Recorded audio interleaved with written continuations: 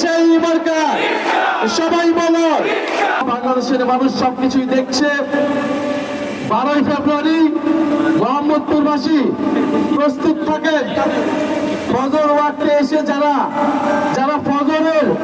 ফরজ নামাজের খোঁজ থাকে না, তাহাজ্জুদের নামাজ পড়ে তারা ভোট কেন্দ্রে আসতে চায়, তাদের পরিকল্পনা কি বাংলাদেশের মানুষ জানে? আমরা ইনশাআল্লাহ থাকবো, ভোট কেন্দ্রে থাকবো। ভোট কেন্দ্র যদি দখলের চেষ্টা করা হয়, ইনশাআল্লাহ শক্ত হাতে লাঠি হাতে তরুণ সমাজ প্রতিহত করতে হবে 12ই ফেব্রুয়ারি। আর এই মোহাম্মদপুরবাসী রিকশা মার্কাকে জয়যুক্ত করে ফ্যাসিবাদ বিরোধী কারা নির্যাতিত আলেমকে জয়যুক্ত করে ইসলামের পক্ষে ভোট দিবেন।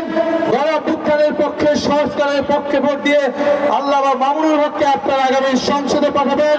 আমরা ইনসাফের পক্ষে, দুর্নীতির বিপক্ষে, সংস্কারের পক্ষে, আধিপত্যবাদের বিপক্ষে নতুন বাংলাদেশ প্রতিষ্ঠা করবো ইনশাআল্লাহ। এই ঢাকার দাঁড়াতে কোনো মার্কা আছে? আল্লামা মামুনুল হকের কোনো মার্কা আছে?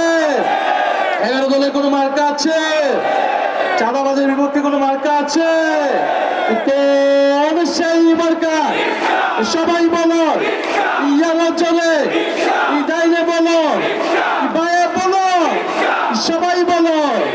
ফেব্রুয়ারি 12 তারিখ জিতবে এবার 11 দলে, এবারে যাবে সংসদে, সংগ্রামে, সংস্কারে, ইনকিলাব।